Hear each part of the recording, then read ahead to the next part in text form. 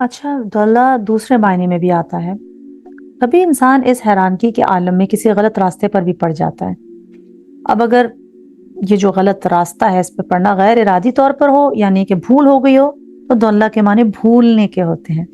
जैसे कि कुरान में सूरह बकरा में आता है, आयत नंबर 282, इन तदिल्ला इहदाहुमा फतुज़क्किरा इहदाहुमा अल उखरा, यानी अगर इन दोनों औरतों में से एक भूल जाए तो दूसरी से याद दिला दे। तो यहाँ पे किस मायने में आया? भूलने के मायने में।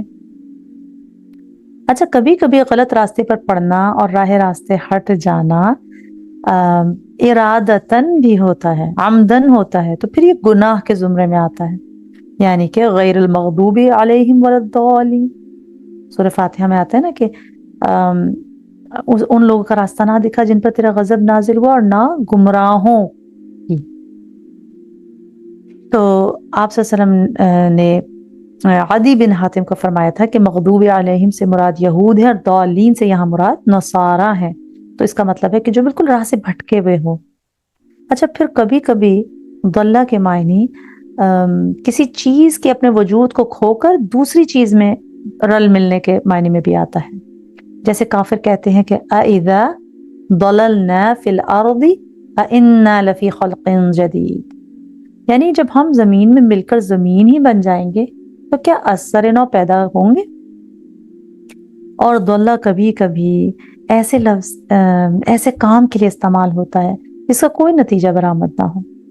जैसे अल्लज़ीना, ये सूरह कहफ की आयत है, अल्लज़ीना दल्ल सअयुहुम फिल हयातिद दुनिया वहुम यहसबून अन्नहुम युहसिनून सुनआ, 104 आयत।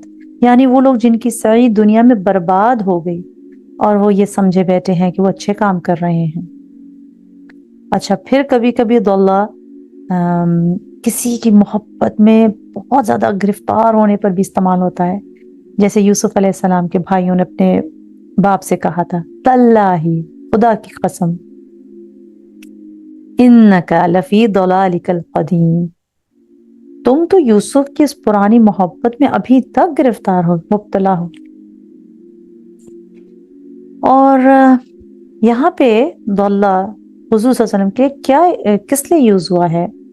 या तो ये इस मायने में यूज हुआ है कि आप बिल्कुल हैरान और परेशान थे कि क्या करना है क्या नहीं करना, आप बचपन से ही कुफ्र और शिर्क से बेजार थे, झूठ बददियानती से आपको नफरत थी, और आप अपने मालिक और खालिक को हकीकी तौर पर ठीक तरह पहचानते थे, मगर आपको समझ नहीं आ रही थी कि इस माशरे की इस्लाह कैसे की जाए।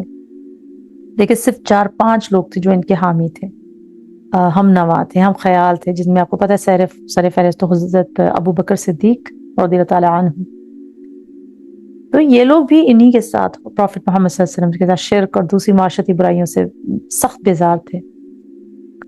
इसीलिए आप इतने कंफ्यूज रहते थे कि आप तन तनहा पहाड़ों की गारों में चले जाते थे, और वहां पे आप सोचते थे, वहां पे आप कॉन्टेम्पलेट करते थे कि कौन सा तरीका सही है, कैसे इनको कुफ्र और शिर्क की गुमराहियों से बचाया जा सके। फिर कितने कितने दिन आप गारे हिरा में मुकीम रहते थे, और इसी तरह फिर हज़रत जिब्रील का अलैहिस्सलाम का नुज़ूल हुआ।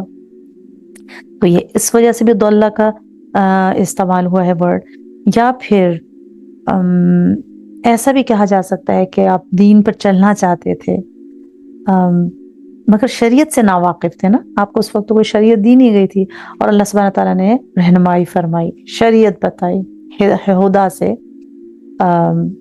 आपको आदाब और कवानीन। देखिए, अल्लाह की मोहब्बत तो थी मगर आदाब और कवानीन से आप नावाकिफ थे, तो दिखलाया कि कैसे मोहब्बत करनी है अल्लाह सुब्हानहू तआला से। फिर आप सल्लम एक और कौल है कि या तो हकीकतन रास्ता भटक गए थे और फिर अल्लाह सुब्हानहू तआला ने रास्ता दिखलाया। कैसे रास्ता भटक गए थे फिजिकली? ये एक वाक़या है कि हज़रत खदीजा रज़ियल्लाहु ताला अन्हा के गुलाम मैसरा के काफिले में अबू तालिब के साथ आप सल्लम भी थे। रात का वक्त था, इब्लीस ने ऊँटनी को पकड़कर रास्ते का रुख मोड़ दिया। फौरन जिब्रील अलैहिस्सलाम ने आकर इब्लीस को हटा दिया और नबी करीम सल्लल्लाहु अलैहि वसल्लम को रास्ते की तरफ लौटा दिया। तो ये भी हो सकता है, मगर ज्यादातर जो उलमा का है राय वो ये है कि आपको कुफ्र और शिर्क की जो उसकी पूरी معاشرہ جو اس میں پھیلا ہوا تھا اس کی بہت زیادہ پریشانی تھی، اور آپ کنفیوز رہتے تھے کہ اس کو کیسے نکالا جائے. آپ شریعت پر چلنا چاہتے تھے، آپ اللہ سے محبت میں بہت زیادہ آگے جانا چاہتے تھے، اور اس طرح پھر اللہ سبحانہ تعالیٰ نے آپ کو ہدایت فرمائی. پھر اللہ سبحانہ تعالیٰ فرماتے ہیں وہ آیت نمبر 8، وجدہ پایا کا آپ کو عائلن تنگ دست، بس تو اغنا غنی کر دیا اس نے. یہ عائلن جو ہے، یہ عالا یعیل عیلتن سے اسم فاعل کا صیغہ ہے، جیسے ظالم ظلم کرنے والا، قاتل قتل کرنے والا، ضارب مارنے والا، ناصر مدد کرنے والا. اسی طرح عائل تنگ دست ہونے والا. اور اللہ سبحانہ تعالیٰ جیسا فرماتے ہیں ایک جگہ سورہ توبہ میں آیا ہے آیت نمبر 28 میں، عائل کا ورڈ، وَإِنْ خِفْتُمْ، اور اگر تم کو خوف ہو، عائلتن تنگ دستی کا، فَسَوْفَ يُغْنِيكُمُ اللَّهُ، تو ان قریب غنی کر دے گا تم کو اللہ. اب آپ دیکھیں کہ اللہ سبحانہ تعالیٰ کیا فرما رہے ہیں یہاں پہ کہ آپ تنگ دست تھے اور آپ کو غنی کر دیا. اب آپ پھر اپنی سیرہ اٹھا کے دیکھیں تو آپ کا بچپن کیسے گزرا. آپ صلی اللہ علیہ وسلم کے والد ماجد نے میراث میں صرف ایک اونٹنی اور صرف ایک لونڈی چھوڑی.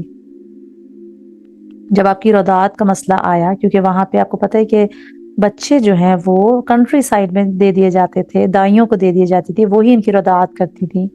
مگر سب کی سب دائیوں نے آپ صلی اللہ علیہ وسلم کو لینے سے انکار کر دیا، کیونکہ آپ یتیم تھے، مفلس تھے، پھر والد موجود نہیں، گھرانہ بھی اتنا مالدار نہیں، تو یہاں سے تو کچھ ملے گا نہیں.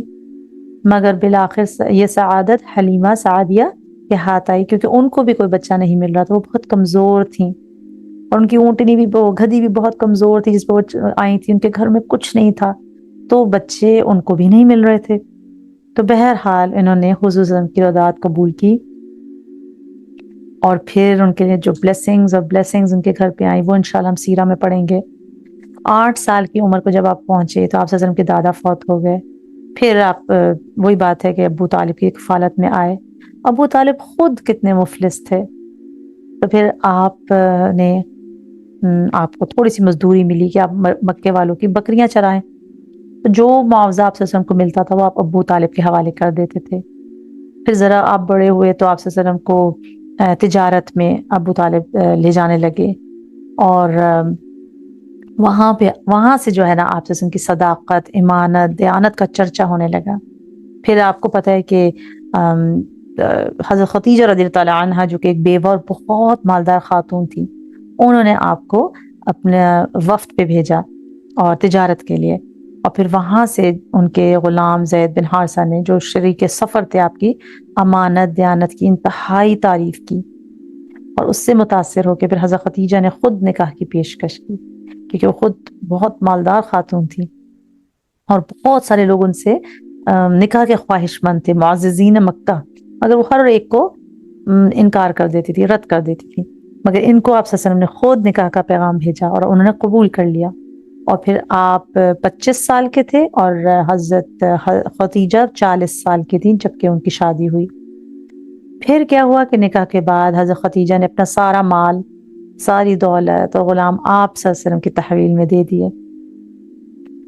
اور آپ صلی اللہ علیہ وسلم نے چند دنوں تو تجارت کی، مگر جلد ہی پھر سارا کا سارا مال اللہ کی راہ میں. اب جب یہ غنی آیا نا کہ اس نے غنی کر دیا، ان کو پرواہ نہیں تھی مال اور دولت کی، اپنا سارا مال دولت اور غلام، مطلب جو سارا مال تھا اپنے اللہ کی راہ میں محتاجوں کو، بیواؤں کو، بے روزگاروں کو، ضرورت مندوں کو دے دیا. اور کیوں یہ سب کیا؟ کیونکہ آپ صلی اللہ علیہ وسلم امیری کی بجائے فقر کو پسند کرتے تھے. تو آپ دیکھیں نا غنا کی سب سے بہترین قسم کیا ہوتی ہے کہ مالدار ہونے کے باوجود انسان فقر کو ترجیح دے، رچ ہونے کے باوجود انسان پاورٹی کو پسند کرے. سبحان اللہ، اتنے مال و دولت اور حکومت کے باوجود آپ سارا مال و دولت تقسیم کر دیتے تھے، بس تھوڑا سا جو اپنے گھریلو ضروریات کے لیے رکھتے تھے، اور ساری زندگی دولت پر فقر کو ترجیح دی. تو اس میں اس چیز کا ذکر ہے کہ آپ ابتدائی تو مفلسی اور کا دور آپ نے دیکھا، اور اس کے بعد آپ کے اسی قسم کے غنا کا ذکر ہے کہ آپ بالکل اغنا کر دیا آپ کو. اچھا آپ دیکھیں کہ آپ کے انتقال کے بعد بھی ابو بکر صدیق رضی اللہ تعالیٰ عنہ نے 40,000 درہم آپ پر قربان کر دیے. پھر انصار مہاجرین بھی اپنا مال آپ کی خوشنودی پر صرف کر دیا کرتے تھے. فتوحات ہوتی تھی تو غنیمت کا کتنا مال ملتا تھا. تو نبی کریم صلی اللہ علیہ وسلم کے پاس کچھ نہ ہونے کے باوجود بھی وہ بہت دل کے غنی تھے. مستغنا جسے کہتے ہیں نا، انڈیپینڈنٹ. 2 ماہ گزر جاتے تھے مگر ان کے گھر چولہا نہیں جلتا تھا. سیرہ کی میں آتا ہے یہ. مگر دل میں ایسا اطمینان تھا کہ صرف کھجور پر گزارا ہوتا تھا اور کبھی اللہ سے شکوہ نہیں کیا. سبحان اللہ. تو پھر اللہ سبحانہ تعالیٰ ان کو کہہ رہے ہیں کہ آپ خود یتیم تھے. آگے دیکھیں آیت نمبر 9. پس اما، تو رہا سوال الیتیمہ، یتیم کا. تو پس حرف عطف ہے. لا تقہر، آپ سختی نہ کیجیے. قہرہ یقہر، قہرن کا مطلب ہے غلبہ پانا. لا تقہر یہ فعل نہیں کا صیغہ ہے. دیکھیں عربی گرامر میں 4 قسم کے فعل ہوتے ہیں. فعل ماضی پاسٹ ٹینس، فعل مضارع فیوچر یا پریزنٹ ٹینس، فعل امر کمانڈ، اس میں ریکویسٹ بھی آ جاتی ہے، اس میں پلی بھی آ جاتی ہے، پلیز یہ کر دو یا چلو یہ کر دو. اجازت بھی آ جاتی ہے، حکم بھی آ جاتا ہے. اور پھر ایک ہوتا ہے نہیں، فعل نہیں، نون ہا یا فوربیڈن، کہ آپ فوربٹ کر دو، کہ لا تقہر نہ سختی کرو. ہم قہر کو اچھی طرح دیکھتے ہیں. قہر کا مطلب ہوتا ہے، اللہ سبحانہ تعالیٰ کا ناموں میں سے ایک نام ہے قہار.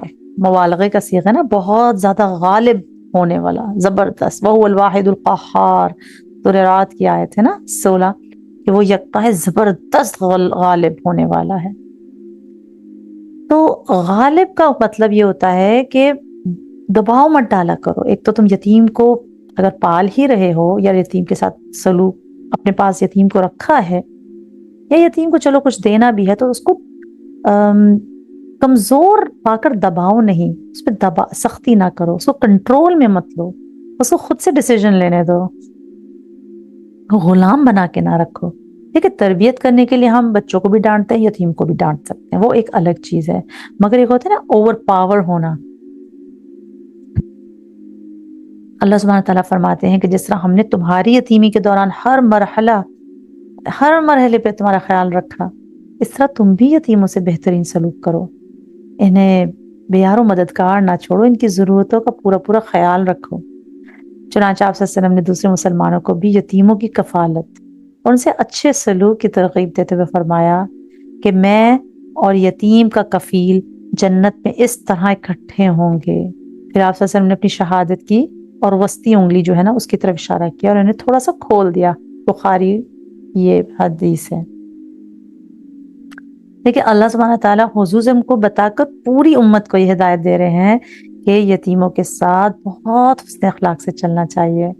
اور ایک حدیث میں آتا ہے کہ مسلمانوں کا سب سے اچھا گھر وہ ہے جس میں یتیم ہو اور اس کے ساتھ اچھا سلوک کیا جائے، اور سب سے بدترین مکان وہ ہے جس میں کسی یتیم کے ساتھ بدسلوکی کی جائے. دوسری حدیث میں آتا ہے کہ ایک شخص نے دل کی سختی کی شکایت کی تو آپ صلی اللہ علیہ وسلم نے ارشاد فرمایا کسی یتیم کے سر پر ہاتھ پھیر دو یا کسی مسکین کو کھانا کھلا دو. آگے دیکھتے ہیں. اور اما، رہا سوال السائل، سائل کا. پس لا تنہر، تو مت چھڑکیے آپ. یہ اگین فعل نہیں کا صیغہ ہے، فوربٹ کر رہے ہیں کہ سائل کرنے والا دیکھو سین حمزہ لام. سائل یہ اسم فاعل کا صیغہ ہے، جیسے کہ ہم نے کہا تھا نا ظالم، کافر، ضارب، ناصر. سائل سوال کرنے والا. نہرا ینہرو کا مطلب ہوتا ہے کسی کو جھڑک دینا. اب سائل سے نرم برتاؤ کیا مطلب؟ یعنی کہ سائل کا معنی ہوتا ہے کوئی چیز مانگنے والا، اور کوئی بات پوچھنے والا بھی سائل ہی ہوتا ہے. تو اگر پہلے معنی کے لحاظ سے ہم دیکھیں تو مطلب یہ ہے کہ اگر تم سے کوئی چیز مانگنے والا آیا تو اسے کچھ نہ کچھ ضرور دو، اور اگر دینے کو کچھ نہ ہو تو نرمی سے معذرت کر لو، جھڑکو مت۔ حدیث شریف ہے کہ آپ صلی اللہ علیہ وسلم کے پاس جب بھی کوئی سائل آتا یا کوئی شخص اپنی حاجت بیان کرتا تو آپ صلی اللہ علیہ وسلم صحابہ سے فرماتے کہ تم بھی سفارش کرو، تمہیں بھی اجر ملے گا، اور اللہ سبحانہ تعالیٰ اپنے پیغمبر کی زبان سے جو چاہے گا حکم دے گا۔ یہ بخاری کی حدیث ہے۔ یعنی کہ آج کل ہمارے پاس کسی کے اگر ضرورت کا کچھ آ رہا ہے تو ہم فارورڈ کر دیں، خود بھی دیں، آگے فارورڈ کر دیں میسج، اگر ہمیں پتہ ہے کہ یہ واقعی ضرورت مند ہے تو ہماری بھی سفارش ہو جائے گی، ہمیں بھی ثواب ملے گا۔ عبد الرحمن نے آپ صلی اللہ علیہ وسلم سے پوچھا کہ بعض دفعہ کوئی سائل میرے دروازے پر آن کھڑا ہوتا ہے، جیسے میرے پاس دینے کو کچھ نہیں ہوتا، تو میں کیا کروں؟ آپ صلی اللہ علیہ وسلم نے فرمایا اگر تم فقیر کو دینے کے لیے بکری کے ایک جلے ہوئے کھر کے سوا کچھ نہ پاؤ تو وہی اس کے ہاتھ میں رکھ دو۔ سبحان اللہ۔ تو آپ صلی اللہ علیہ وسلم نے ایک دفعہ فرمایا کہ کیا میں تمہیں ایسے آدمی کی خبر نہ دوں جو سب سے بدتر ہے؟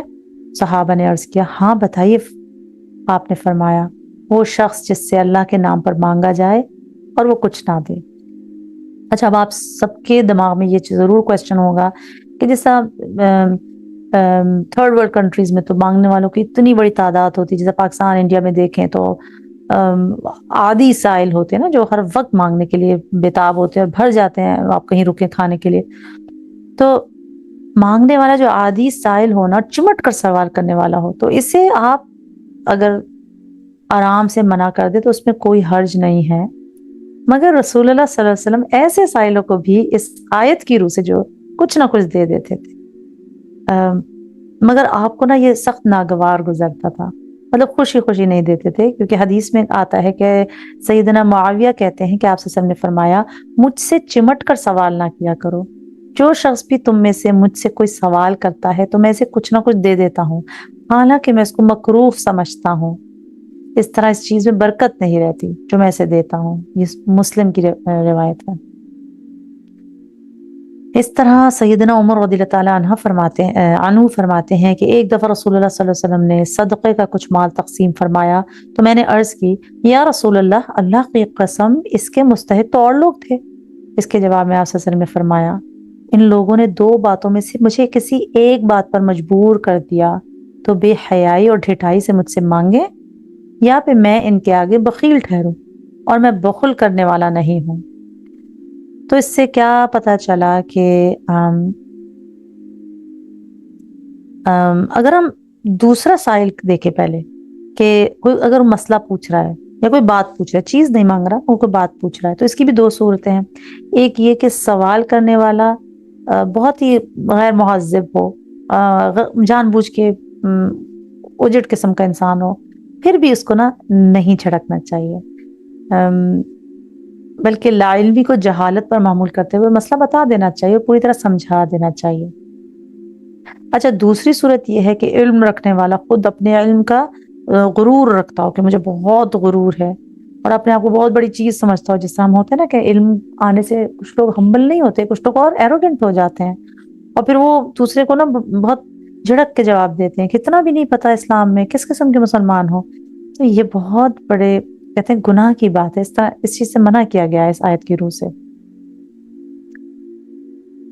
اگر آپ اب آپ سوچ رہے ہوں گے کہ ہم کیا کریں اور پھر ہم کس طرح جھڑکے نہیں تو کیا کریں، تو اس کی ایک بہت آسان حل یہ ہے کہ آپ اپنے ساتھ کچھ نہ کچھ رکھ لیا کریں، جیسے ہی آپ گھر سے نکلیں کچھ نہ کچھ اپنے ساتھ کھانے کا سامان رکھ لیں، تاکہ کوئی مانگنے والا ہو تو آپ اس کو جھڑکے نہیں، آپ اس کو کچھ نہ کچھ دے دیں، کوئی بسکٹ دے دیں، کوئی گھر کا کھانا بچا ہوا وہ دے دیں، اور اگر وہ نہیں دے سکتے تو الکلمۃ الطیبۃ صدقہ، اچھی بات کرنا بھی صدقہ ہے، ٹھیک ہے۔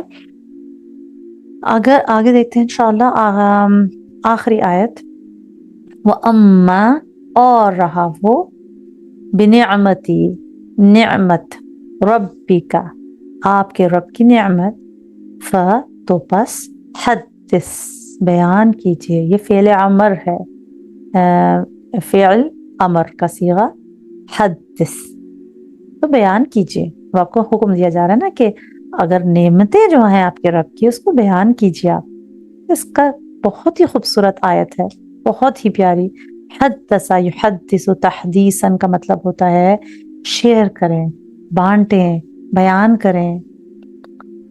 کون سی اللہ سبحانہ تعالیٰ نے حضور کو نعمتیں دی تھی؟ گھر، گاڑی، بنگلہ، کپڑا لتا، یہ سب چیزوں کی بات نہیں ہو رہی یہاں پہ۔ نعمت یہاں پہ نبوت ہے، قرآن ہے، قرآن کی تعلیم ہے، ہدایت ہے۔ سبحان اللہ، کہ نعمتوں کا ذکر کریں، شکر کریں۔ کچھ نعمتوں کا ذکر تو اللہ سبحانہ تعالیٰ نے اس صورت میں کر دیا، ٹھیک ہے؟ تو اس کے علاوہ بھی آپ صلی اللہ علیہ وسلم پر اللہ کے بے شمار احسانات تھے۔ اللہ کی نعمتوں کے ذکر اور اظہار کا بہترین طریقہ کیا ہے؟ شکر کرے، اللہ کا شکر تہہ دل سے کرے، اور قطعاً یہ نہ سمجھا جائے کہ مجھ میں کوئی خاص اہلیت ہے، کوئی خاص قابلیت ہے کہ جس کی وجہ سے مجھ پر اللہ نے احسان کیا، بلکہ اللہ ہی کے فضل و کرم سے ہی مجھ پہ یہ نعمتیں نازل ہوئیں۔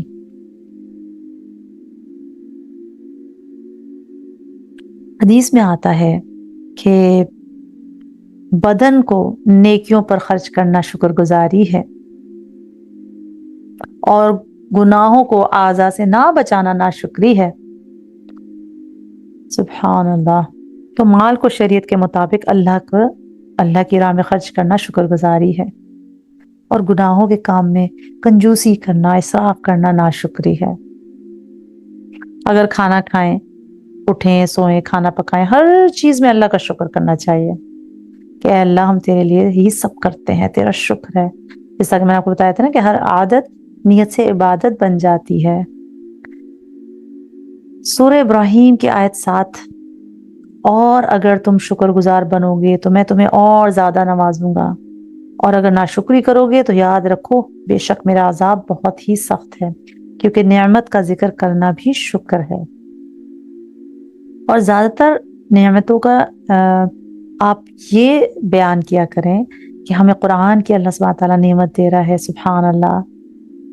پتہ ہے آپ صلی اللہ علیہ وسلم کے پاس ایک شخص پھٹے پرانے کپڑے پہن کر آیا، تو آپ صلی اللہ علیہ وسلم نے فرمایا کہ تمہارے پاس کوئی مال نہیں ہے؟ اس نے کہا کہ میرے پاس سب کچھ ہے، یہ بھی ہے، یہ بھی ہے۔ تو آپ صلی اللہ علیہ وسلم نے فرمایا اگر اللہ نے انسان کو پیسہ دیا ہے تو اس کا اثر اس کے جسم پر نظر آنا چاہیے، مگر اس کا ہرگز یہ مطلب نہیں کہ مہنگے سے مہنگے کپڑا، مہنگے سے مہنگے بیگز اور پرسز اور پرفیومز یہ کریں اور ہم کہیں کہ دیکھو قرآن کی آیت ہے نا وَأَمَّا بِنِعْمَةِ رَبِّكَ فَحَدِّثْ۔ ہمیں فقر کو پروموٹ نہیں کرنا چاہیے۔ اگر ہمارے پاس پیسہ ہے اور ہم جی بالکل ہی فقر کو پروموٹ کریں کہ جی میں تو بالکل سادگی پسند کرتا ہوں، پھٹے پرانے گندے کپڑے پہنے ہوئے، یہ منع ہے۔ مگر اللہ سبحانہ تعالیٰ یہاں پہ جو نعمتوں کی بات کر رہے ہیں وہ قرآن، نبوت، ہدایت کی نعمت ہے۔ تو انسان کا ہمیشہ یہ کام ہونا چاہیے کہ وہ نعمتوں کا زیادہ سے زیادہ ذکر کرے۔ ہم اصل میں عموماً کرتے کیا ہیں کہ ہم ان چیزوں کا ذکر زیادہ کرتے ہیں محفل میں، اپنے گھر والوں کے ساتھ جو ہمیں نہیں ملی ہوتی۔ ہم گلے شکوے زیادہ کرتے ہیں نا، پازیٹیو ایٹیٹیوڈ نہیں ہے ہمارے اندر۔ اگر انسان کے کوئی خیر و بھلائی ملی ہے نا انسان کو تو اس کا ذکر ضرور کرنا چاہیے۔ حدیث میں آتا ہے جو شخص لوگوں کے احسان پر ان کا شکر ادا نہیں کرتا تو وہ اللہ کا بھی شکر گزار نہیں ہوتا۔ لم یشکر الناس لم یشکر اللہ۔ چھوٹا ہو، بڑا ہو، آپ کے برابر ہو، سب کو تھینک یو، شکریہ، جزاک اللہ خیرن کثیرہ بولنا سیکھیں، کیونکہ شکر انسان کے لیے مزید نعمتوں کا دروازہ کھولتا ہے۔ اور ایک حدیث میں آتا ہے کہ جو شخص تم پر کوئی احسان کرے تو چاہیے کہ تم بھی اس کے احسان کا بدلہ دو۔ اگر مالی استطاعت نہیں تو یہی کرو کہ لوگوں کے سامنے اس کی تعریف کر دیا کرو، ٹھیک ہے؟ تو ہمیں یہ پتہ چلا کہ ہر نعمت کے شکر مختلف طریقے سے ہوتے ہیں۔ مالی نعمت ہے تو اس کا شکر زکوٰۃ دے کر کریں، یتیموں کی سرپرستی کریں، اپنے اوپر بھی جائز طریقے سے خرچ کریں، کنجوسی نہ کریں، ہاتھ تھوڑا کھلا رکھیں۔ اس کے علاوہ دینی نعمت ملی ہے تو دوسروں کو دعوت دیں، تہجد، نفل نماز میں شکر ادا کریں۔ صحت کی نعمت ملی ہے تو اس کو اچھی جگہ یوٹیلائز کریں، والنٹیئر ورک کریں، بوڑھوں کی خدمت کریں، والنٹیئرز کریں، یتیم خانوں میں جا کے، اسپتال، مسجد میں، تبلیغ میں صرف کریں۔ اگر وقت کی نعمت ہے تو پبلک سپیکنگ پاور سکلز ہیں آپ کی تو لوگوں کو دعوت دیں، پڑھائیں انشاءاللہ۔ بہرحال بہت ہی خوبصورت ہماری آیت ہم یہاں پہ اختتام کرتے ہیں۔ کہ अल्लाह सुब्हाना ताला किस तरह हुजूर सल्लम के ज़रिए हम सबको तसल्ली दे रहे हैं कि हर बुरा वक्त आता है थोड़ी देर के लिए, तो अच्छा वक्त उससे ज़्यादा खूबसूरत होता है और बहुत जल्द आता है। और मुश्किल जब भी आती है शैतान वसवसे डालता है कि देखो अगर अल्लाह चाहता तो ये काम ना रुकता, मगर ऐसा नहीं होता। अल्लाह सुब्हाना ताला हमें प्रिपेयर कर रहे होते हैं और ज़्यादा स्ट्रॉन्ग बनने के लिए। और इंशाअल्लाह हम लोग नेक्स्ट सूरा अगले वीक करेंगे। सुब्हानक अल्लाहुम्मा व बिहम्दिका व नशहदु अल्ला इलाहा इल्ला अंत व नस्तगफिरुका व नतूबु इलैक। अस्सलामु अलैकुम व रहमतुल्लाहि व बरकातुहू।